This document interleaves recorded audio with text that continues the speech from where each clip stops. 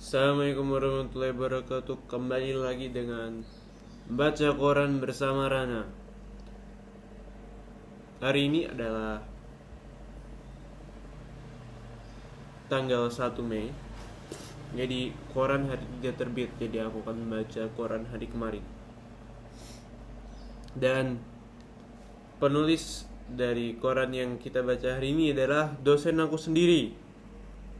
Seperti yang kalian tahu, perkenalan diri, saya adalah Rana Imran Caukat.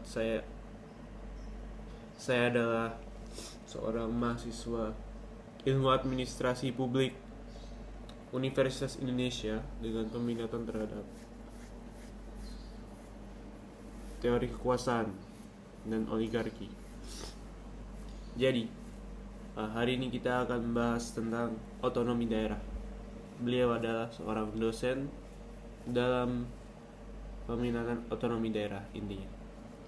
Jadi, seperti yang kalian tahu, atau mungkin kalian sekedar merasakan saja, belakangan banyak program-program yang datang langsung dari pemerintahan pusat, seperti makan bergizi gratis ataupun bansos-bansos seperti PKH, keluarga harapan. Itu bukan dari pemerintah daerah, tapi dari pemerintah pusat. Lalu, jika begini terus, apa mau semua layanan dari pemerintahan pusat? Seperti itu. Padahal kita kan ingin otonomi karena dirasa bahwa dengan begitu banyaknya suku, ras, agama, daerah, yang paling mengerti kan daerah. Jadi ya biar diurus daerah saja. Tapi ternyata menurut yang aku pelajari di kuliah, peran daerah semakin lama semakin sedikit. Alasannya adalah diantara karena memang sistemnya bingung ya, karena tumbang tindih. Jadi lama-lama biar aku urus. Pemerintah pusat bilang gitu. Jadi beliau menceritakan di koran ini tentang itu.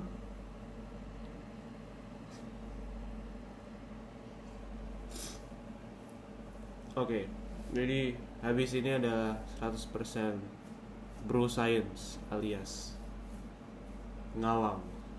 Jadi mungkin alasan dari sentralisasi adalah bahwa semakin kesini kekuasaan itu juga semakin tersentralisasi. Seperti yang kalian tahu, sejak reformasi, kekuasaan di Indonesia itu sempat disusun ulang ketika Presiden Soeharto sempat mengendalikan seluruh negara. Semua pemegang kekuasaannya itu, semua orang yang memegang uang, yaitu para oligarki di bawah Pak Soeharto,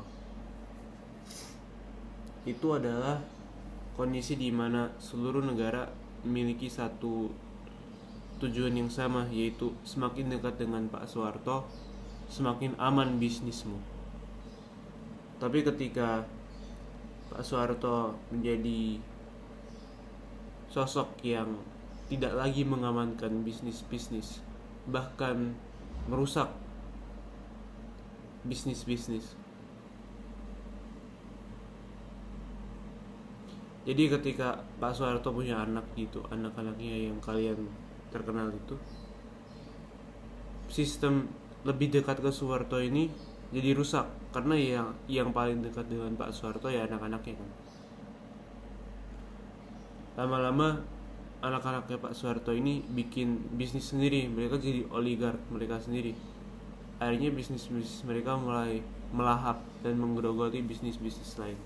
Akhirnya Pak Soeharto ini tidak bisa lagi dipercayai sebagai sebuah penjamin keselamatan bagi para pemegang uang alias oligarki. Alhasil Pak Soeharto tidak memiliki pendukung yang banyak ketika dia dipermasalahkan dan akhirnya dia turun. Ketika reformasi sampai sekitar sekarang, karena oligarki tidak ada yang ikut jatuh bersama Pak Soeharto. Ya, aktornya relatif sama. Pembedanya adalah tidak adanya sebuah unifikasi atau sebuah perkumpulan oligarki. Mereka semua berdiri sendiri-sendiri, sering berantem satu sama lain, berebut pangsa pasar.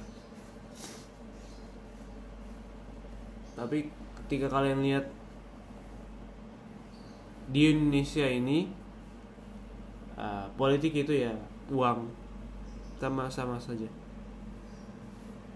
Demokrasi kita ini berhasil menghilangkan kekuasaan politik yang terkonsentrasi. Jadi tidak ada orang seperti Soeharto lagi. Tidak ada seorang pejabat politik yang bisa sangat seenaknya saja, kecuali itu memang di luar hukum dan dia dengan perhatian yang cukup akan dihukum. Tidak ada lagi yang seperti itu. Namun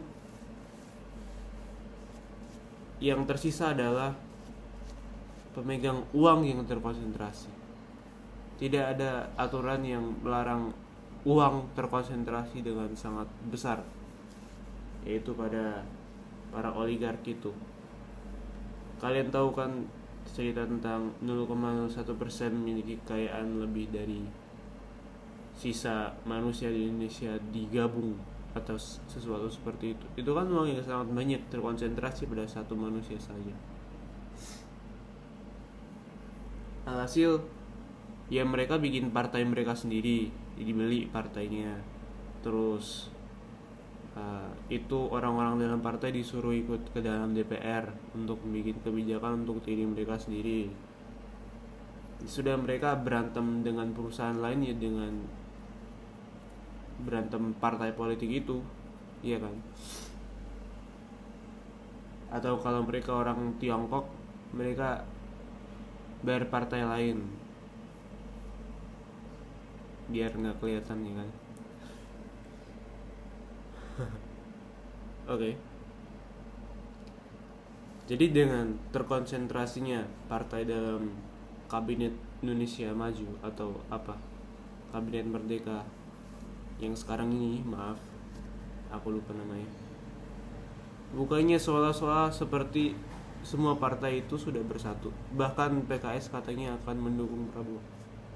Menurut bro science saya, seorang mahasiswa umur 20 tahun yang asal ngomong, ini adalah tanda bahwa mulainya ada sebuah sentralisasi dari oligarki, alias sebuah organisasi antara oligarki. Makanya pemerintah, yaitu alat oligarki, mulai bersatu di tengah, karena itulah pengaruh terbesar dari oligarki yang besar-besar itu. Karena kalau dikasih ke daerah kan oligarki belum tentu punya kendali. Makanya kebijakan juga ikut tercermin dengan lihat lebih sentral.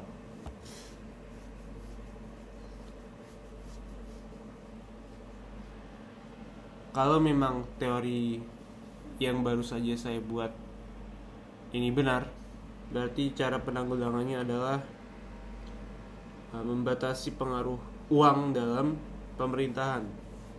Karena kalian tahu semua hakim bisa disuap, semua pengacara mau menyuap, dan juga polisi, dan juga mungkin tentara, saya tidak tahu kalau tentara, dan juga pejabat apa namanya, yang bikin KTP, yang bikin KK, yang bikin, semuanya bisa disuap. Kalau begitu, selama uang masih berkuasa, ini tidak akan berubah dan semakin tersentralisasi sebagai efek samping. Cukup sekian. Assalamualaikum warahmatullahi wabarakatuh.